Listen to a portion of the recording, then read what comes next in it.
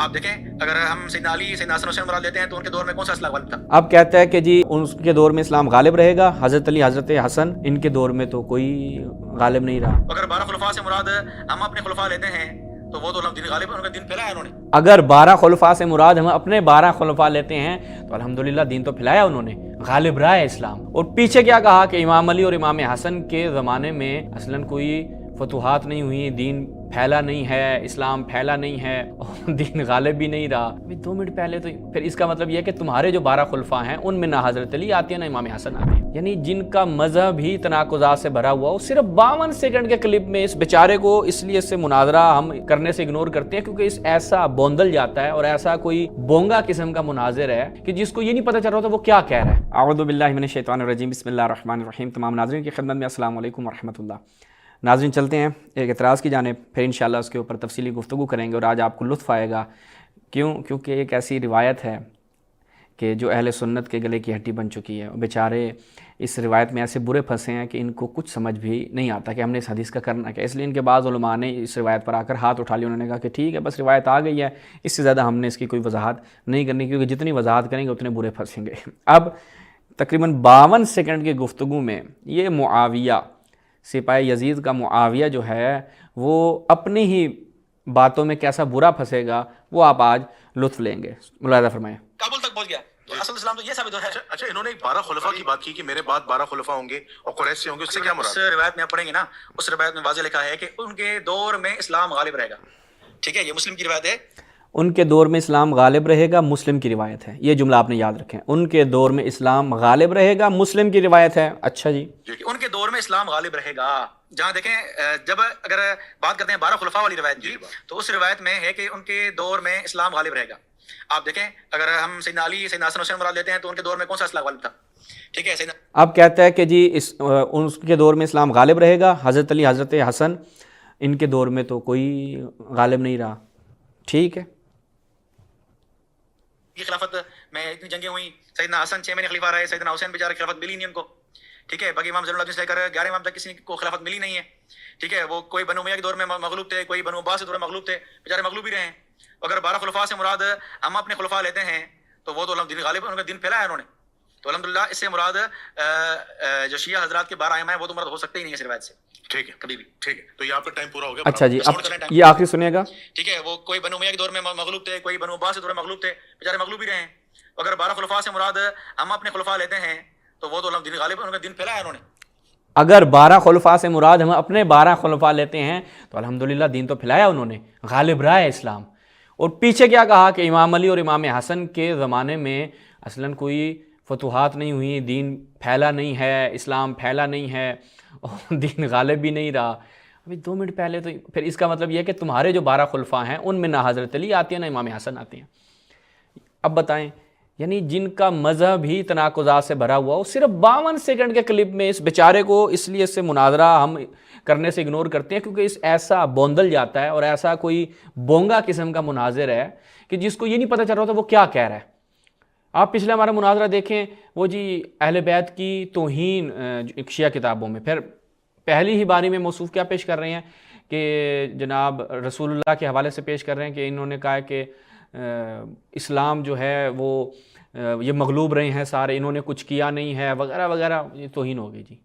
ٹھیک ہے، کیوں؟ چونکہ کئی لوگ جو ہیں وہ تین کے علاوہ سب مرتد ہو گئے، 3 کے علاوہ سب مرتد ہو گئے حدیث ہے ان کے ہاں، تو اس سے ثابت یہ ہو گیا کہ یہ اہل بیت کی توہین ہوگی، 3 کے علاوہ سب مرتد ہو گئے، یہ اہل بیت کی توہین۔ یعنی یہ ایسا یعنی بونگے مارنے میں معاویہ طول تاریخ میں بھائی بہت اعلیٰ نمبر پہ رہا ہے، اور یہ بھی ماشاءاللہ چل رہا ہے اسی طرح۔ نام بھی رکھا ہوا ہے نا، پھر وہی پھر نام کا بھی تو اثر ہوتا ہے نا۔ تو اب موصوف نے 52 سیکنڈ میں آپ نے سنا، میرے اہل سنت بھائی بھی سنیں گے وہ ہنسیں گے اس کے اوپر کہ بھائی تم نے ایسی بونگی ماری ہے کہ اس بونگی سے امام حسن اور امام علی کو تم نے اپنی ہی 12 خلفاء میں سے مائنس کر دیا، چونکہ تم نے جو کرائیٹیریا معین کیا ہے، جو تم لوگ بناتے ہو کہ 12 خلفاء سے مراد کیا ہے، 12 خلفاء سے مراد کہ جن میں اسلام غالب رہے گا۔ پہلی بات یہ ہے کہ جو صحیح مسلم کی روایتیں ہیں وہ ہم ذرا دیکھ لیتے ہیں کہ صحیح مسلم کی روایتیں کیا ہیں، اس میں متن کیا بتاتا ہے کہ اسلام غالب رہنا۔ پھر غالب رہنے سے الفاظ دیکھتے ہیں کہ اس میں کیا چیز ہے۔ یہ صحیح مسلم ہے جی، ہم صحیح مسلم کی طرف جاتے ہیں۔ یہ صحیح مسلم کی 3ری جلد ہے، اس میں روایت جو ہیں وہ ترتیب سے آئی ہیں۔ مثلا پہلی روایت ہے کہ ان ھذا الامر لا ينقضی حتی یمضی فیہم 12 خلیفہ، کہ یہ جو امر ہے، ٹھیک ہے، یعنی امر جو رسول اللہ صلی اللہ علیہ وسلم کے بعد جو منصب ہوگا، کہا کہ یہ منقضی نہیں ہوگا یہاں تک کہ، یعنی یہ ختم نہیں ہوگا یہاں تک کہ 12 خلفاء آ جائیں. یہ ایک روایت ہے، ٹھیک ہے. اچھا اس سے اوپر دیکھیں تو کہتے ہیں کہ لا یزال ھذا الامر، وہاں پہ بھی یہی ہے. اچھا اس کے بعد پھر اگلی روایت کو دیکھیں تو یہاں پر کیا بیان کرتے ہیں، کہتے ہیں کہ لا یزال امر الناس ماضیا ما ولیہم 12 رجلا، کہ بھائی یہ امر جو ہے وہ ہمیشہ قائم و دائم رہے گا، ٹھیک ہے، اپنی جگہ پر ٹکا رہے گا جب تک 12 خلفاء نہیں آ جاتے، ٹھیک. اس کے بعد پھر روایت دیکھیں تو لا یزال امر الناس، یہاں پر بھی یہی ہے کہ یہ ہمیشہ جو ہے اسلام، یعنی جو اسلام ہے، اب یہ آ گیا لا یزال اسلام عزیزاً. اب یہ عزیزاً کا معنی کرتے ہیں کہ اسلام غالب رہے گا. اب اسلام غالب کس صورت میں رہے گا؟ یہ کہتے ہیں اسلام غالب رہے گا جیسے فتوحات ہوں گی، چونکہ ابھی اس نے کہا نا کہ امام حسن اور امام حسن علی کے زمانے میں تو کچھ ہوا نہیں ہے. 6 مہینے حضرت امام حسن علیہ السلام رہے ہیں، امام علی علیہ السلام جو ہے وہ جو 4 عرصہ کچھ مہینے رہے ہیں، اس میں تو وہ آپس میں ہی لڑتے رہے ہیں، کوئی فتوحات نہیں ہوئی، تو اسلام کا غلبہ ہوا نہیں، اسلام پھیلا نہیں ہے. تو پہلی بات تو یہ ہو گیا کہ ان کے منطق کے مطابق اسلام، یعنی یہ 12 خلفاء میں یہ 2 تو مائنس ہو گئے. اب یہ اپنے 12 خلفاء پورا کرے. معاویہ کو چاہیے اب جب میرا جواب دے گا اپنے 12 خلفاء پورے کرے گا، وہ 12 خلفاء جن میں نہ حسن علی آتے ہو نہ امام حسن آتے، کیونکہ اسلام غالب نہیں رہا بھائی ان میں. تو یہ کس نے کام کرنا ہے؟ اچھا وہ اپنے 12 خلفاء میں اس نے پورے کرنے ہیں. یہ ہمارا اس کو چیلنج ہو گیا، اب بھاگ جائے گا، یہ دیکھنا اب اس بھاگ جانا اس نے. پھر آگے دیکھیے، پھر آگے روایت ہے کہ یہ متن دیکھیں کہ لا یزال ھذا الامر عزیزاً، یہ عزیزاً کا معنی کرتا ہے غالب. اب میں اس کو بتاتے ہیں. اس کے بعد پھر اگلی روایت دیکھیں کہ لا یزال ھذا الدین عزیزاً منیعاً، یہ جو دین اسلام ہے یہ عزیز رہے گا. اب یہ کیا رہے گا، کیسے عزیز رہے گا؟ اس کی قوت رہے گی، اس کی یعنی غالب اپنی تعلیمات کے اعتبار سے رہے گا. یہ سمجھتے ہیں کہ اسلام غالب رہے گا، کیسے جی؟ وہ جتنی زمینیں پھیلاتے جائیں گے نا وہ اسلام اس سے غالب ہو جائے گا. یہ فتوحات جو آج تک ان کے علماء نے روایات سے پتہ چلتا ہے، نہ لغت سے یہ پتہ چلتا ہے، نہ تفاسیر سے یہ پتہ چلتا ہے، نہ قرآن سے، نہ حدیث سے، نہ شروحات سے، لیکن انہوں نے اپنی طرف سے لگا کے رکھا ہوا ہے. پھر ابھی تو رکو ذرا، صبر کرو، ابھی تو آگے مزہ آئے گا نا کہ تم لوگوں نے کہا نا اسلام غالب رہے گا، اسلام کا بول بالا ہوگا. پھر ایک اور اگلی روایت ہے کہ لا یزال الدین قائما حتی تقوم الساعہ، یعنی یہ قیامت تک دین جو ہے، جب تک یہ 12 خلفاء نہیں آ جاتے اور سب کے سب قریش سے ہوں گے. تو یہ صحیح مسلم میں ہم نے روایات آپ کو دکھائیں، تو ہمیں اس میں غالب والا تو کچھ نہیں ملا. اب یہ مرزا غالب یہ ہمیں دکھائے گا. اب اس سے کیا مراد ہے کہ یہ جو بات کی جاتی ہے، میں تھوڑا اس کی وضاحت کر دوں کہ عزیزاً کے جو الفاظ ہیں، عزیزاً کسے کہا جاتا ہے؟ عزیز، عزت، اس کا مطلب کیا ہوتا ہے؟ عزت کے اصل معنی ہوتے ہیں مضبوطی کے، یعنی ایک ایسی باطنی قوت کہ شدت اور استحکام کی کیفیت جو مغلوب ہونے سے معنی ہو. یعنی کیا مطلب ہے؟ جو نفوذ پذیری کو روکے، یعنی حفاظت کا سبب بنے، جو کامیابی کا ذریعہ ہو. اب یہ کہتے ہیں کہ فتوحات ہوں گی، یعنی فتوحات اگر کئی عمراء آئے، انہوں نے جناب فتوحات کی اور کئی علاقے فتح کیے، اس کا اسلام سے کیا؟ یعنی اسلام کا تعلق اس سے کیا کہ رسول اللہ کے زمانے میں آپ ان سے پوچھیں کہ اگر اسلام کا غلبہ رسول کے کیا کہتے ہیں فتوحات سے متعلق ہے، تو رسول کے زمانے میں کیا اسلام فتوحات سے غالب آیا تھا یا اپنی تعلیمات سے غالب آیا تھا؟ یعنی جتنا آپ نے علاقے فتح کیے، اس اسلام غالب آ گیا. یہ بتائیں پھر رسول اللہ نے کتنی فتوحات کی ہیں، جنگیں جیتی ہیں؟ فتوحات ہمیں گنوائیے ذرا. فتح مکہ، مدینہ، مکہ اور مدینہ. تو اب آپ کہیں کہ رسول کے زمانے میں تو اصلا اسلام غالب آیا ہی نہیں ہے. اسلام کیونکہ غالب کا مطلب فتوحات ہے، تو اسلام غالب آیا ہی نہیں ہے. اب قرآن مجید کیا کہہ رہا ہے؟ قرآن مجید فرما رہا ہے کہ الیوم اکملت لکم دینکم، آج تمہارا دین ہم نے مکمل کر دیا. واتممت علیکم نعمتی، دین مکمل ہو گیا، نعمتیں تمام ہو گئیں. ورضیت لکم الاسلام، اور میں تمہارے اس اسلام سے راضی ہو گیا. وہ کون سا اسلام ہے جس سے خدا راضی ہوا ہے؟ بھائی خدا کس اسلام سے راضی ہوا ہے؟ اس اسلام سے جو رسول اللہ چھوڑ کر گئے، یا وہ جو ان فتوحات سے حاصل ہو رہا ہے؟ میرا سوال ہے، ان مولویوں سے سوال ہے. اس بیچارے کو تو کچھ آتا جاتا نہیں ہے، یہ تو پھر دوبارہ آئے گا، نہیں بونگی مار دے گا. ٹھیک ہے، وہ اس کو خود بھی سمجھ میں نہیں آتی میں نے کیا بولا ہے. تو خود اہل سنت سوچیں کہ قرآن مجید کہہ رہا ہے کہ آج کے دن اسلام مکمل ہو گیا، نعمتیں تمام ہو گئیں، میں تمہارے اسلام پہ راضی ہو گیا. کون سا اسلام؟ یعنی جو اسلام کی تعلیمات کا حق تھا وہ تم نے ادا کیا، لوگوں تک ابلاغ کیا، پہنچایا، اس سے میں راضی ہوں. اچھا، اس سے کوئی فتوحات کا تعلق نہیں ہے، خود قرآن مجید کی سائے سے. پھر عزیز کہتے ہیں کہ وہ چیز جو مضبوط ہو، ناقابل مغلوب ہو. یعنی وہ شخص، نہ کہ اسلام تو اصل میں مغلوب نہیں ہوگا نا، یعنی تعلیمات کی بات ہو رہی ہے کہ تعلیمات مغلوب نہ ہوں. آج اگر ہم کہیں کہ بھائی آج جو مسلمانوں سے زیادہ مثلا فلاں جو کمیونٹی ہے وہ ان کے ممالک زیادہ ہیں یا ان کی پاس زمینی جو رقبہ ہے وہ زیادہ، تو کیا مطلب ہے وہ اسلام مغلوب ہو گیا؟ نہیں، اسلام اپنی تعلیمات کے اعتبار سے. اور خود اصل العز وہ کیا ہوتا ہے؟ ایسی حالت ہوتی ہے مانعۃ للانسان کے جو انسان کے لیے مانع بنتی ہے کہ وہ مغلوب ہو، انسان کے لیے مانع بنتی ہے وہ مغلوب ہو. اب ائمہ اہل بیت علیہم السلام وہ مغلوب ظاہری طور پر رہے، تعلیمات کے طور پر نہیں رہے. ائمہ اہل بیت نے تعلیمات پہنچائی. امام علی علیہ السلام، خود یہ اہل سنت بھی بیان کرتے ہیں، خود شیعہ بھی بیان کرتے ہیں کہ امام علی علیہ السلام، خود مولوی یہی بیان کر رہا تھا کہ امام علی علیہ السلام کے بارے میں کیا فرمایا کہ سلونی قبلا افقہ الناس اقدع الناس امیر المؤمنین. اسی طرح امام حسن، امام حسین، امام زین العابدین ظاہری طور پر مغلوب رہنا اور تعلیمات کے اعتبار سے مغلوب رہنا، دونوں میں زمین آسمان کا فرق ہے. یعنی جو اہل بیت کی تعلیمات تھیں وہ کبھی مغلوب نہیں رہی. یہ ثابت نہیں کر سکتے کہ اہل بیت کی تعلیمات مغلوب رہی ہیں. اور اس اسلام کی تعلیمات یہاں پر مراد ہی تعلیمات ہیں، نہ کہ یہاں پر ظاہری طور پر انسان کا مغلوب رہنا. یعنی کیا مطلب؟ حکومت، ممالک فتح کرنا. یعنی کہ کوئی روایت میں نہیں ہے. اور لوگوں نے مشہور کر رکھا ہے کہ جی اسلام جو ہے وہ بہت پھیلے گا، اسلام کبھی مغلوب نہیں. وہ تعلیمات اسلام کی بات ہو رہی ہے، نہ کہ آپ کہیں کہ جناب اگر کچھ تھوڑے علاقوں تک اسلام رہا ہے. اس لیے بعض ناسبی کیا کرتے ہیں، وہ کہتے ہیں کہ حضرت علی علیہ السلام جو ہیں وہ 12 خلفاء میں بھی نہیں آتے. بعض ناسبی کہتے ہیں، اور یہ ان ناسبیوں کو تقویت دیتے ہیں کیونکہ ان کا یہ انہی کا نظریہ نا کہ وہ فتوحات سے اس کو رکھتے ہیں. اب ہم مثال کے طور پر قرآن مجید میں کیا ہے کہ وَإِنَّهُ لَكِتَابٌ عَزِيزٌ لَا يَأْتِي الْبَاطِلُ، میں ذرا آیت لے آؤں، لَا يَأْتِهِ الْبَاطِلُ مِنْ بَيْنَ يَدَيْهِ وَلَا مِنْ خَلْفِهِ، کہ یہ جو قرآن ہے یہ کیسا ہے کہ بے شک یہ ایک باعزت کتاب ہے، ٹھیک ہے، جس کے آگے سے باطل بھی نہیں آ سکتا اور نہ ہی پیچھے سے آ سکتا ہے. اب یہاں پر کہا ہے کہ لَکِتَابٌ عزیز. اب لَکِتَابٌ عزیز سے کیا مراد ہے؟ اب ان سے پوچھیں، کیونکہ وہاں پہ کیا آیا تھا؟ عزیزاً. روایت میں نے دکھائی اس میں کیا تھا؟ عزیزاً منیاً. یعنی کیا مطلب ہے؟ اب اس کا ترجمہ ہم یوں کریں گے ان کے مطابق نا کہ اسلام جو ہے، کتاب جو ہے وہ عزیز ہوگی. یعنی کیا مطلب ہے؟ فتوحات کرے گی، لڑے گی، جنگیں کرے گی. وہ اس سے جو ہے نا اس میں کوئی انحراف نہیں ہوگا. نہیں، کیا مطلب ہے؟ یعنی ایک ایسی کتاب ہے، ایک ایسی مضبوط کتاب ہے کہ جس پر کوئی غالب نہیں آ سکتا. اس لیے قرآن مجید میں کیا ہے؟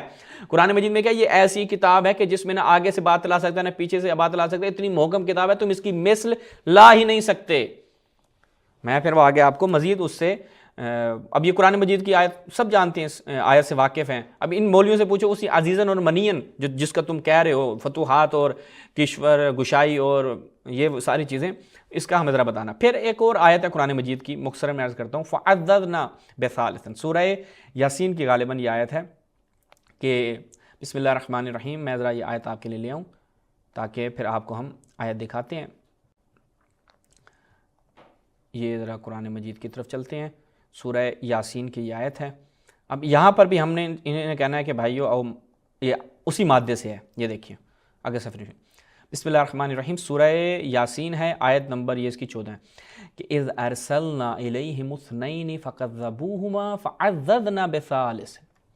اب کیا مطلب ہے فعززنا بثالث؟ ہم نے عزیز قوت دی، بثالث تیسرے، یا ہم نے کیا ہے ملک فتح کروایا. اب مجھے بتائیں کہ اس آیت کو تطبیق دیں کہ اللہ تعالیٰ کہہ رہا ہے کہ ہم نے عزیز بنایا تیسرے کے ذریعے. کیسے بنایا؟ کیا مطلب ہے؟ اب مجھے وہ دکھائیں. خیلی ممنون. اب یہ مولوی سارے مل جائیں اور دکھائیں. یہ جناب شمون کے متعلق ہے غالباً. اب وہاں پر کیا تھا کہ قرآن مجید کہتا ہے کہ جب اہل مکہ کے لیے بستی والوں یعنی اصحاب انطاکیہ یا کریہ کی مثال بیان کریں، ہم نے ایک قوم کی طرف 2 رسول بھیجے، ٹھیک ہے، اذ ارسلنا الیہم اثنین، ہم نے 2 ان کی طرف بھیجے. پھر جب انہوں نے ان کو جھٹلایا تو یعنی کیا ہے فکذبوہما، اس قوم نے ان کو جھٹلایا. فعززنا بثالث، ہم نے کیا کیا؟ تیسرے رسول کے ذریعے ان کی تائید اور تقویت کی. خود یہ ترجمہ جو کرتے ہیں، اگر مجھے یہاں پر میں وہ لے آؤں اس کا ترجمہ ہم خود اہل سنت سے دیکھتے ہیں کہ اس کا ترجمہ کیا کرتے ہیں ان کے اپنے ہی مترجمین. فعددنا کا مطلب کیا ہے کہ ہم نے اس تیسرے کے ذریعے ان کو کیا کیا, ان کو جناب ہم نے تیسرے کے ذریعے, ہاں جی اب ہم یہ ذرا ترجمہ لے کر آتے ہیں آپ کے لیے, جونا گڑھی صاحب کا بھی لے کر آتے ہیں. اور اب ہم ترجمے کی طرف جب جاتے ہیں تو ادھر ہم لے کر آتے ہیں جناب اہل سنت کا ترجمہ, دیکھتے ہیں کہ جونا گڑھی اور ان طاہر القادری اور ان کے دیگر, یہ جونا گڑھی کا ترجمہ دیکھتے ہیں. جونا گڑھی کہتے ہیں اور جب ہم نے ان کے پاس دو کو بھیجا سو ان لوگوں نے اول دونوں کو جھٹلایا, پھر ہم نے تیسرے سے تائید کی. فعددنا یعنی تائید کی. اب یہاں پر یہ مادہ عزیز وہی اس سے ہے, تو اب مجھے بتائیں کہ یہاں پہ ترجمہ کر رہے ہیں تائید کی. اچھا اس کے بعد ہم جلندری صاحب کا ترجمہ دیکھیں. جلندری صاحب کہتے ہیں جب ہم نے ان کی طرف دو پیغمبر بھیجے تو انہوں نے ان کو جھٹلایا, پھر ہم نے تیسرے سے تقویت کی, تائید کی, تقویت کی. تو اب یہ بتائیں کہ یہاں پر کیا معنی بنے گا, تائید کی, تقویت کی. جونا گڑھی صاحب اور جلندری صاحب کا ہم نے آپ کی خدمت میں ترجمہ بیان کیا. یہ آپ جا کے سورہ یاسین کی آیت نمبر, خود بھی قرآن مجید کی جو سورہ یاسین کی آیت نمبر 14 ہے, اس کو جا کے دیکھیں. اب یہاں سے پتہ چل گیا کہ عزیز کا معنی کیا ہے. دو آیات سے لکتاب عزیز اور عددنا بثالث, اور یہاں پر کیا ہے کہ یہ دونوں افراد حضرت عیسیٰ علیہ السلام کے اوصیاء اور حواریوں میں سے تھے, اور بعض نے کہا کہ یہ بولس اور یوحنا تھے, اور بعض نے کہا ان کے نام صادق اور رسول. یہ نام میں بڑا اختلاف ہے, لیکن اکثر مفسرین نے اس تیسرے شخص کے بارے میں اختلاف نہیں کیا جسے ان دونوں کی مدد کے لیے بھیجا گیا. ان کے مطابق وہ شمون الصفا تھے جو حضرت عیسیٰ علیہ السلام کے حواریوں اور اوصیاء کے سردار تھے. انہیں ان دو پہلے جو گئے تھے ان اوصیاء کی تقویت, تائید اور مدد کے لیے بھیجا گیا, تاکہ حضرت عیسیٰ کی رسالت کا جو مشن ہے, یعنی کیا مطلب, کیا مشن تھا, انطاکیہ کی جو قوم تھی بت پرستی سے اس کو باہر نکالا جائے, اور وہ جو ان کا مشن ہے اس کو پائے تکمیل تک پہنچایا جائے. انہوں نے وہاں پر معجزات دکھائے, جناب شفا, بیماروں کو شفا دی, مردوں کو زندہ کیا, جس کے نتیجے میں اس قوم کے ایک بڑے سے نے ایمان قبول کر لیا. اور آج اہل سنت کی آپ انہی کتابوں کو اٹھائیں کہ جو اس امام جعفر صادق علیہ السلام, امام باقر علیہ السلام جو اشیاء کے ائمہ, ان کے متعلق کہا کہ ان کی مثل اپنے اس زمانے میں کوئی نہیں تھا. ان کے اپنے سارے ائمہ شاگردان, ٹھیک ہے, امام جعفر صادق, امام زین العابدین, ان کے متعلق کیا بیان کیا, حتیٰ کہ سیر العالم نبلا میں شمس الدین ذہبی نے ان کی کیا اوصاف بیان کیے. اب ان کی منطق کے مطابق آتے ہیں. اب ہمیں یہ بتائیں گے کہ جن سے وہ ہمارے 12 خلفاء جن سے اسلام غالب آیا. اب اسلام غالب کیسے آیا, ہم دکھاتے ہیں دیوبندیوں کو. تبصرہ بر شہید کربلا و یزید, کون ہے جی, محدث کبیر, محقق جلیل حضرت مولانا حبیب الرحمن اعظمی, صفحہ روغ نشون بدید. کہتے ہیں جی حبیب الرحمن اعظمی صاحب دیوبند کے بزرگ, کہتے ہیں 12 خلفاء کے ظہور تک دین کے قیام کی پیشن گوئی. اب دیکھیے گا کہ یہاں پر کیا کہتے ہیں. صحیح مسلم وغیرہ میں ہے کہ یہ حدیث جس طرح اس بات بدلا کہ مطلق خلافت کا انحصار صرف 5 خلفاء نے, اس طرح یہ بھی پکار کر کہہ رہے ہیں کہ 12 خلفاء کے وجود تک اسلام باعزت, شوکت اور دین قائم رہے گا. اور ظاہر یہ ہے کہ ان کے خلفاء کے دینی شعور, احساسی ذمہ داری, فرائض خلافت کی انجام دہی میں پوری مستعدی کا نتیجہ ہوگا. پس ایسی خلافت جو چاہے راستہ نہ ہو مگر دین کا قیام اور اسلام کی عزت و شوکت اس سے وابستہ ہو. کون کہہ سکتا ہے وہ شرعاً مطلوب محمود نہیں, اور کون کہہ سکتا ہے قامت دین اور اظہار شوکت اسلام کے لیے اس کی طرف فلاں فلاں. پھر آگے کیا کہتے ہیں, 12 خلفاء کی پیشن گوئی کی شرط. ابن حجر نے جب بیان کیا تو کہا کہ حضرت معاویہ کے بعد یزید ان کا وہ 12 خلفاء جو اسلام کو غالب لانے والا تھا. بتاؤ جی, بعض نے تو مروان کو بھی لکھا ہے نا, مروان بھی وہ لعنتی جن پہ رسول نے لعنت کی, وہ خلیفہ. اب دیکھیے گا یہ بیچارے کیسے پھنستے ہیں. یہ آپ نے ایک دیوبندی کو دیکھا نا, اب میں آپ کو ایک اور ان کا آئٹم دکھاتا ہوں, وہ آپ کو بہت زبردست لگے گا. اچھا جی, وہ کیسے, وہ ایسے کہ اس نے 12 خلفاء کی جب بات کی نا, اس نے کہا دیکھو بھائی 12 خلفاء والی بات جو ہے وہ میں آپ کو بتاتا ہوں. دہلوی صاحب کی خدمت میں چلتے ہیں.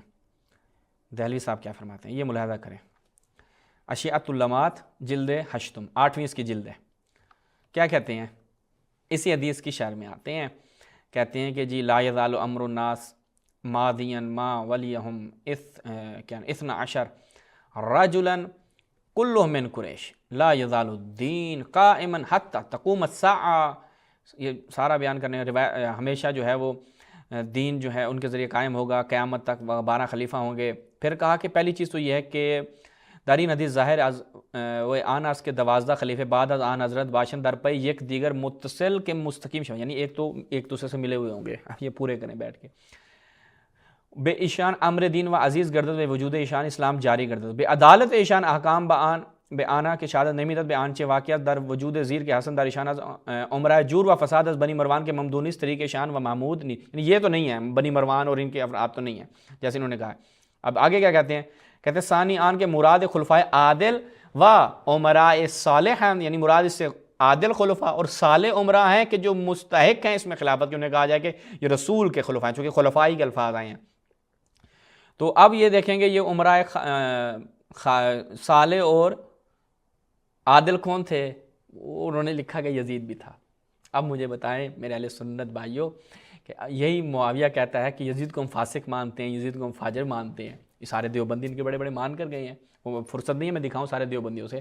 اور ادھر سے دہلوی صاحب کہہ رہے ہیں 12 خلفاء سے مراد جن کو یہ بیان کر رہے ہیں ان میں ایک یزید بھی ان کے علماء نے لکھا ہے، کئی علماء نے لکھا ہے، ایک نے ان کا شیخ الاسلام بھی لکھ کر گیا، اور جناب الا ماشاء اللہ میرے پاس تقریباً کوئی 40 کے قریب ان کے علماء کی فہرست ہے جو یزید کو 12 خلفاء میں جانتے ہیں۔